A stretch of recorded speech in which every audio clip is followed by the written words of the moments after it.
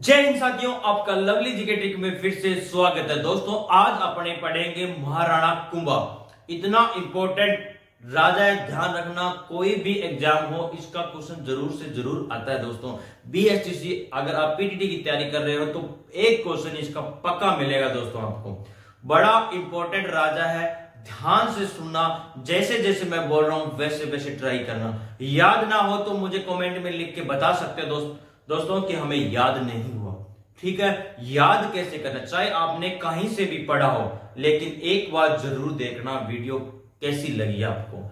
ठीक है, शुरुआत कर रहा हूं महाराणा कुंभा। महाराणा कुंभा, महाराणा कुंभा, महाराणा कुंभा का पहला क्वेश्चन तो यही है इसका, क्या किसका शासनकाल क्या था।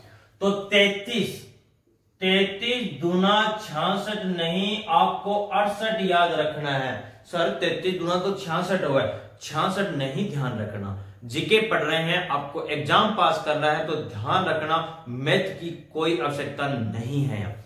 1433 से लेकर 1468 तक सन याद रहेंगे। 33 दूना 66 नहीं, 68 ध्यान रखना है। 1433 से लेकर 1468 तक।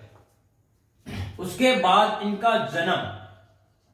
इनका जन्म दोस्तों हुआ था 1403 ईस्वी में। कहां हुआ? चित्तौड़ में हुआ था। कहां हुआ था? चित्तौड़ में हुआ था। इनके पिताजी का नाम था राणा मोकल। इनके पिताजी का नाम था राणा मोकल। राणा मोकल। इनकी माता का नाम, पिताजी का नाम दोस्तों याद रह जाता है कैसे कि बार बार से वही राजा आएंगे तो उसके बेटे याद रह जाते हैं, उनके पिताजी याद रह जाते हैं। तो इनकी माता याद नहीं रहती, बहुत से राजा आएंगे तो इनको याद रखने का तरीका है कि राणा मोकल को बड़े सौभाग्य से मिला था कुंभा। राणा मोकल को बड़े सौभाग्य से मिला था कौन? कुंभा। तो माता का नाम याद हुआ दोस्तों आपको, क्या? सौभाग्य देवी। क्या नाम है? सौभाग्य देवी था। सर इनकी पत्नी को के नाम हो? पत्नी भी ही के नाम हो कुंभल देवी, के ही कुंभल देवी। तो ध्यान रखना दोस्तों, मैंने आपको सन याद करवाया, क्या? 143, इतना ध्यान रखना। 143 बोलते जाओगे तो आपको महाराणा कुंभा याद होते जाएंगे। इसको 4 स्टेप में पढ़ेंगे। पहला स्टेप आपके पास है तो इनकी पहले अपने उपाधियां की बात करेंगे। क्या? उपाधियों की बात करेंगे। नंबर 2 में इनके युद्ध याद करेंगे। क्या? इनके युद्ध याद करेंगे। नंबर 3 में इन्होंने क्या क्या निर्माण करवाए। नंबर 4 में इनके साहित्य है, दरबारी कवि देखेंगे। दरबारी कवि देखेंगे। 4 स्टेप याद तो कुंभा याद, ध्यान रखना। ठीक है, तो 4 स्टेप में पढ़ेंगे, 4 स्टेप याद तो कुंभा याद। मैंने कहा 143 पहली बार कुंभा ने 143 बोला था किसको? कुंभल देवी को। किसको बोला? कुंभल देवी को। एक बार कुंभल देवी नाराज होगी, बीच में कोई अंग होगी अणबन, ध्यान रखा, क्यों होगी? नाराज होगी कुंभल देवी। कुंभल देवी कहे तुम्ही पर मरता है ये दिल, तुम्ही पर मरता है ये दिल, अदावत क्यों नहीं करता, कई जन्मों से बंदी है बगावत क्यों नहीं करता, कभी तुमसे थी जो शिकायत आज जमाने से है, मेरी तारीफ तो करता है लेकिन मोहब्बत नहीं करता। कुंभा का कुंभी ये क्या बोल रहा है? तू ही तो मेरी कुंभी है छोटी सी, ये ना बोल। अगर तू भांडा मानती हो सीनी और रोटी मानती हो सीनी, मैं तेरा भांडा मान दूंगा। कुंभली का पैरों में पायल तो है लेकिन झनकार नहीं है, मतलब तू सुखी बढ़ाया करे लेकिन प्यार को न करे, ध्यान रखी। तो कुंभल देवी कहे कि तू सारों की कर देगो तो एक काम कर, मेरा खातर तू बढ़िया दुर्ग बना दे, मैं ठाट उड़ना मैंने। तो ध्यान रखना, इनके लिए कौन से दुर्ग का निर्माण करवाया था? कुंभलगढ़ दुर्ग का निर्माण करवाया था। कौन से का? कुंभलगढ़ दुर्ग का निर्माण करवाया किसने? महाराणा कुंभा ने। कुंभलगढ़ दुर्ग है कहां दोस्तों? ध्यान रखना, राजसमंद में है। कहां है? रासमंद में है। यही एक क्वेश्चन और मन रहा है, ध्यान रखना कौन सा, रासमंद का शुभंकर क्या है। कोमलगढ़ में भय है तो भेड़िया याद आएगा। कोमलगढ़ में भय है तो भेड़िया आपको याद आएगा। भेड़िया शुभंकर है किसका, रासमंद का। सर 1 4 3 तो कुंबल देवी ने बोल दियो, फिर इसने 1 4 3 बोला किसको, महमूद खिलजी को बोल डाला। ले महमूद खिलजी 1 4 3। सर 1 4 3 4 और 3 7, 1437 में सारंगपुर का युद्ध हुआ। कौन सा, सारंगपुर का युद्ध हुआ। किस किस के मध्य, महमूद खिलजी और कुंभा के बीच में युद्ध हुआ था। इसमें विजेता रहे थे कुंभा जी, और ये युद्ध जीतने के बाद चित्तौड़गढ़ दुर्ग में विजय स्तंभ का निर्माण करवाते हैं। 4 3 भारमली ने रणमल को बोला था। भारमली ने किसको बोला, रणमल को बोला था। सर 4 3 7 और 1 8, 1438 में भारमली ने झेल दिया था किसको, रणमल को। याद आया, किसकी, कुंभा के कहने पर भारमली ने क्या दिया था, झेल दिया था किसको, रणमल को। फिर देखो चंपानेर की संधि हुई। चंपानेर की संधि हुई। चंपानेर की संधि हुई कब हुई, तो ध्यान रखना,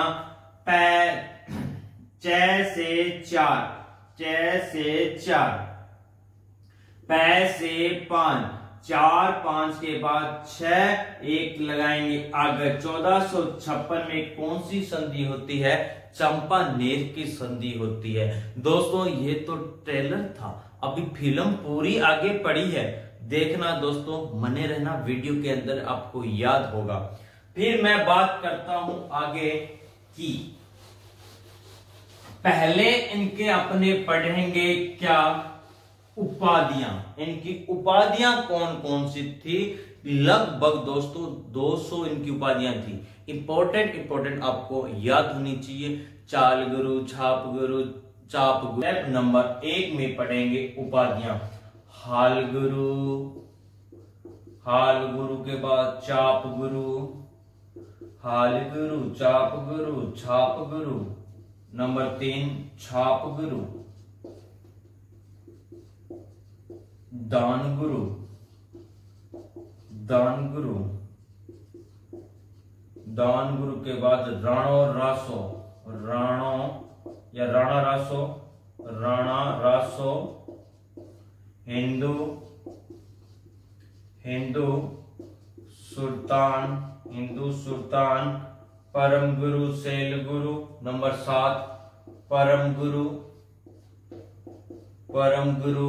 नंबर 8 शैल गुरु, शैल गुरु। असपति गजपति, असपति गजपति, असपति गजपति, असपति गजपति। दोस्तों 10 थोड़ी आपको याद होनी चाहिए। कौन सी पहले, हाल गुरु, चाप गुरु, छाप गुरु, दान गुरु, राणा रासो, हिंदू सुल्तान, परम गुरु, शैल गुरु, असपति गजपति, आपको इतनी ध्यान होनी चाहिए। उसके बाद उसके बाद राणा कुंभा को स्थापत्य कला का, स्थापत्य कला का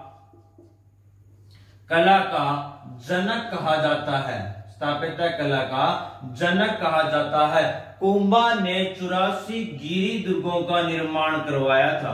84 गिरी दुर्गों का निर्माण करवाया, दुर्गों का निर्माण करवाया। दोस्तों ध्यान रखना,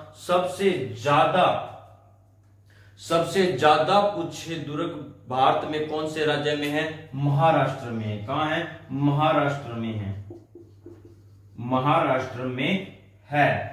उतारो ये 10 उपाधियां इनकी, कौन कौन सी, हाल गुरु, चाप गुरु, छाप गुरु, दान गुरु, राणा रासो, हिंदू सुल्तान, फिर परम गुरु, शैल गुरु, असपति गजपति। उतार लिया।